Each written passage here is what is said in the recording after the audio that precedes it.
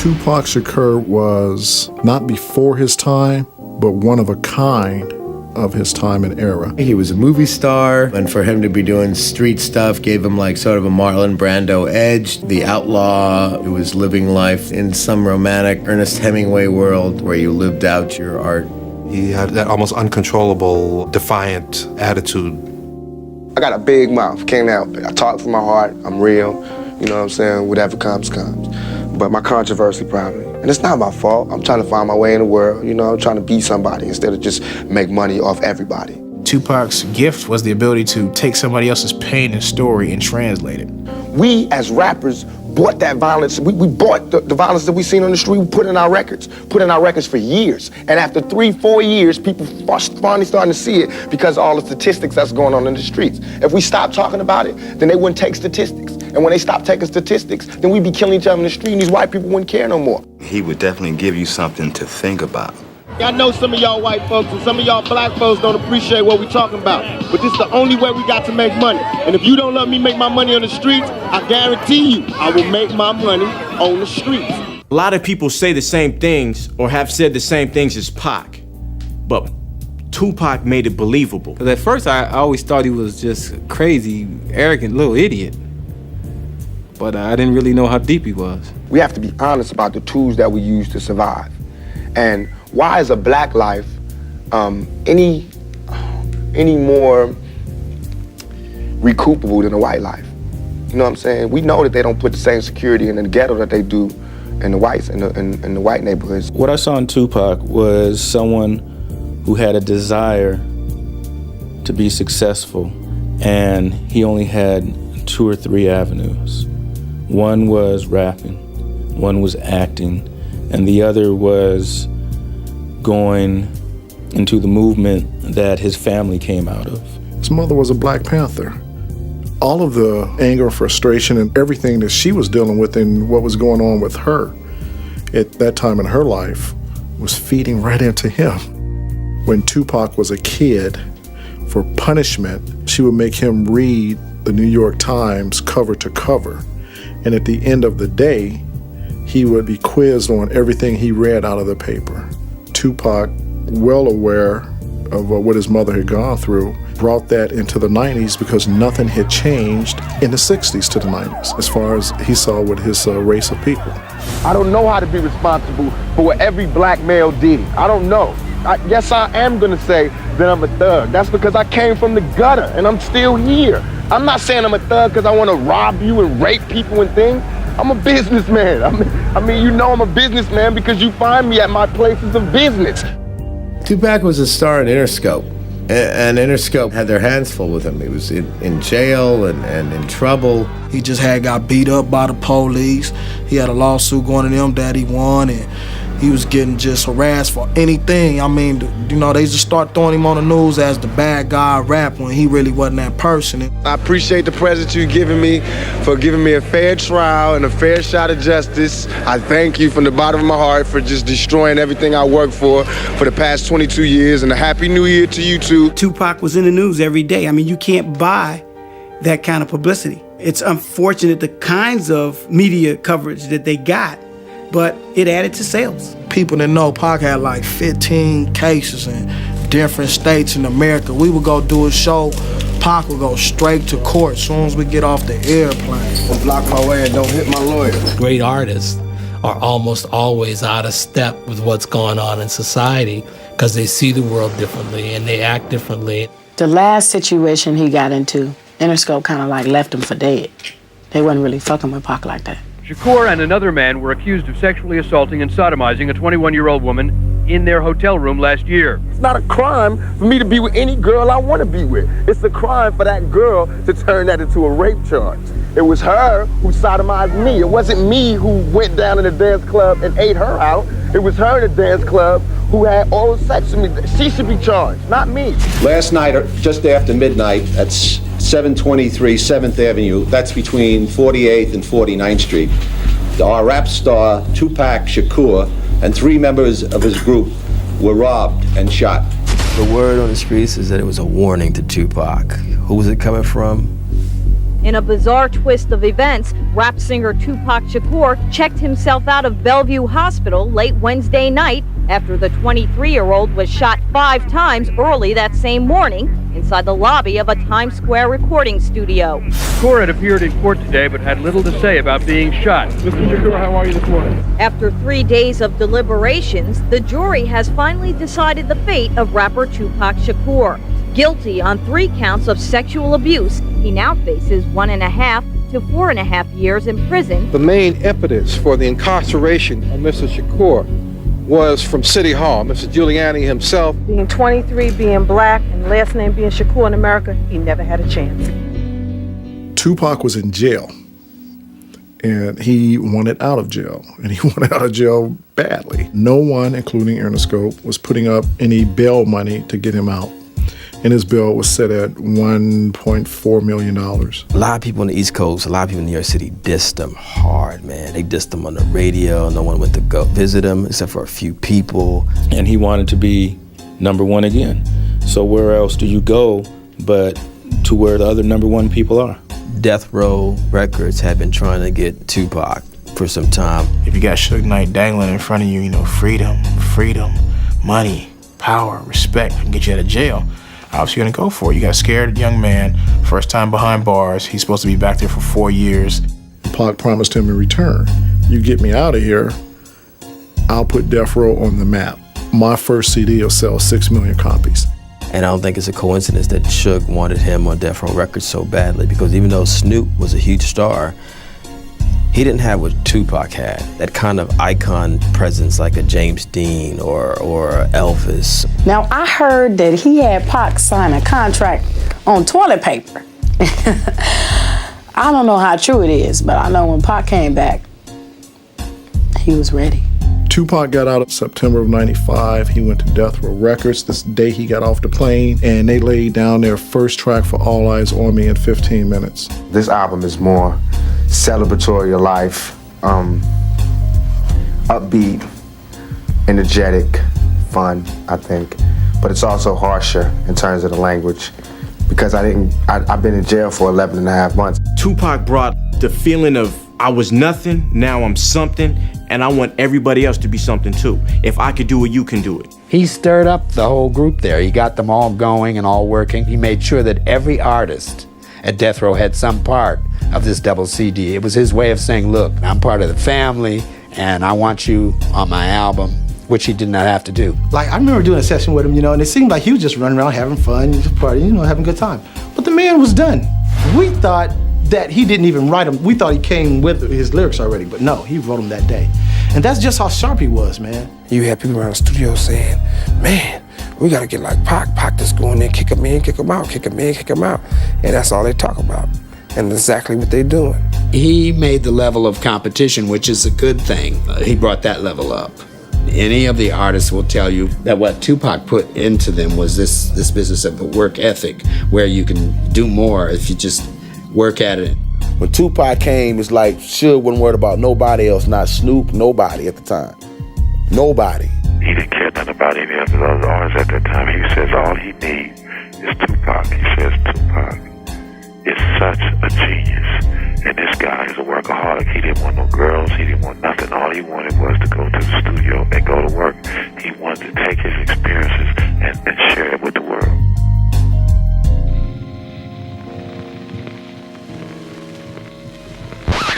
Around the time that Tupac got out of jail, Sean Puffy Combs was about to become, I would say, the East Coast version of Suge Knight with Bad Boy Records. You know, his first big artist was the Notorious B.I.G.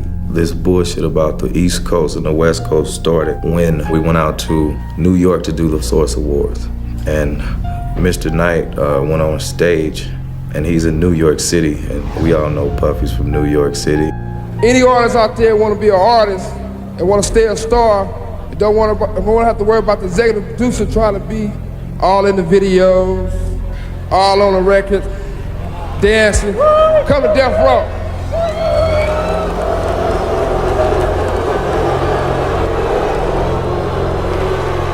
I mean, the whole crowd started booing, and man, I thought to myself, like, why would you do that? The East Coast don't love Dr. Dre and Snoop Dogg.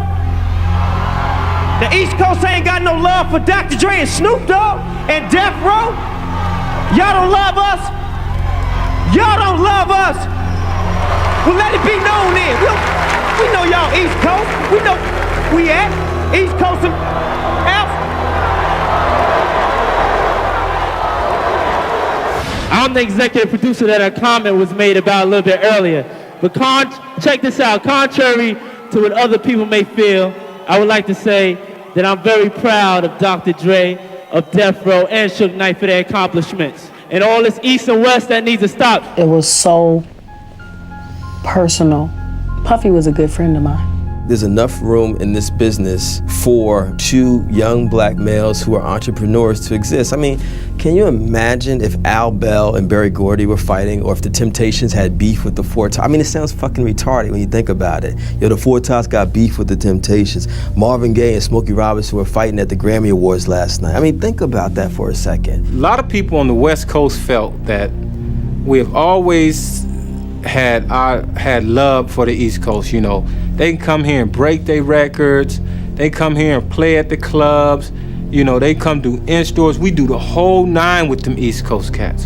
And we go out there and we don't get that same love. I remember New York DJs at parties refusing to play West Coast records. They country, they're Bamas, they wear jerry curls, they can't rhyme, they're whack, it's not danceable. It was the media that blew it up, you know.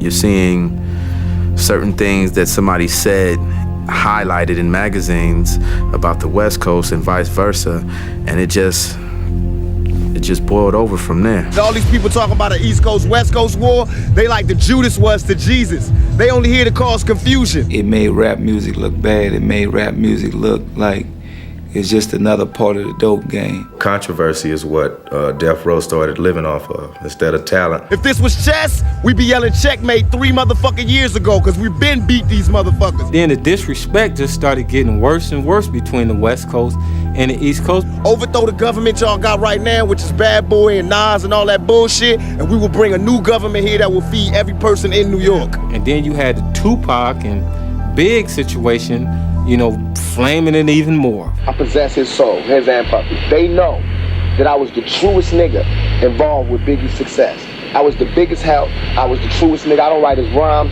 but he know how much he borrowed from me. He know how I used to stop my shows and let him touch the show. Let him blow up and do his whole show in the middle of my show. How I used to buy him shit and give him shit and never ask for it back. How I used to share. How I used to share my experiences in the game and my lessons and my rules and my knowledge on the game with him. You know what I mean? He owed me more. He owed me more than to turn his head and act like he didn't know niggas was about to blow my fucking head off. He knew. But for me to know, like, 3 weeks ago this happened, and then 3 weeks later your album's coming out and you are fucking done in your album. But you don't know who shot me in your fucking hometown. This nigga's from your neighborhood, and I gotta find out by myself. And I don't even call myself a Don, I'm just a capo from the West Side. And I'm on the East Side in jail, and I know who touched me, and I know everything that happened. Tupac was wrong in blaming whoever the individual figures were who actually had something to do with it in New York and making it into this whole New York City thing and then this East Coast, West Coast thing. And I think that he definitely had someone in his ear, probably Suge, exacerbating it. It sells records. It continues to get media attention, which sells more records. Tupac had claimed to have gone out with Biggie's wife, Faith Evans. This was a great humiliation, reportedly, for Biggie. It was all over. We were in Manhattan shooting a video. Biggie Smalls had gotten on the radio station, and Biggie said that I cannot believe that New York is allowing Tupac and the Dog Pound to shoot a video in our city right in the heart of Times Square. The words out of Biggie's mouth was Tupac and the Dog Pound. And it wasn't. It was Snoop and the Dog Pound. Tupac was not with us. Snoop at the time was having his hair braided, and all of the artists was in the trailer. And then all of a sudden, gunfire. Someone shot into the trailer. They weren't shooting in there to say, you know, get out. They were shooting there to kill someone. There was a shift in Tupac Shakur's lyrical content. He at first was more political, then at some point he became more street. It was West Coast versus East Coast. The person at Rikers Island was very reflective and he's gonna change his life and everything. This new person was like, fuck New York, fuck the East Coast. Sugar's the man, he takes care of me, he's flashing money in front of the MTV cameras. It was like, wow, I was Jekyll and Hyde. One of the songs was a song called Hit 'Em Up. It talked about killing the bad boy camp, different artists. It was a lot of threats. I go, Pac. I go, did you hear what you said? He was like, yeah, nigga, I wrote it. Okay, we're gonna need some more security, and you need to start wearing a vest. September 7th, we were just leaving a fight. Tupac, Mike Tyson, friends, we're at the fight. And we go backstage to leave the building. Immediately after coming from backstage, one of Suge's homeboys came up and whispered into Tupac's ear. Pac took off running. There was a gentleman standing with a MGM security guard by a pillar as Tupac was approaching him. Now, when I think about it, the guy was standing there waiting, and Pac ran up on him, and the fight broke out. Orlando Anderson and a couple of Suge's homeboys had gotten into a fight at the Lakewood Mall in California back in April of '96 over a death row chain, because there was a bounty on the death row chains. The same person that had gotten into altercation with Orlando Anderson in the mall whispered into Tupac's ear, and it caused this fight. They were beating Orlando Anderson up on the ground. Tupac, Suge, and the rest of the entourage, they're pretty much bragging about what had happened. We get back to the Alexo Hotel, so we go up to Tupac's room, he changed clothes, come back downstairs, and we're all just standing around. And all the women are coming out, everybody's ready to go over to 662, the after party. So Tupac turns to me and says, no, don't ride with us.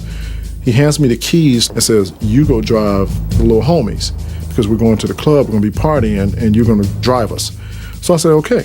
Pac and Suge get into the BMW. We get back onto the Las Vegas Strip. Suge's the lead car. I'm the car right behind him, and then there's just cars all behind us. So we turn right off of Las Vegas Boulevard onto Flamingo to go down to 662. As we approach the next stoplight, which is Koval in Flamingo, there is a car coming down the open lane that is next to myself in the BMW.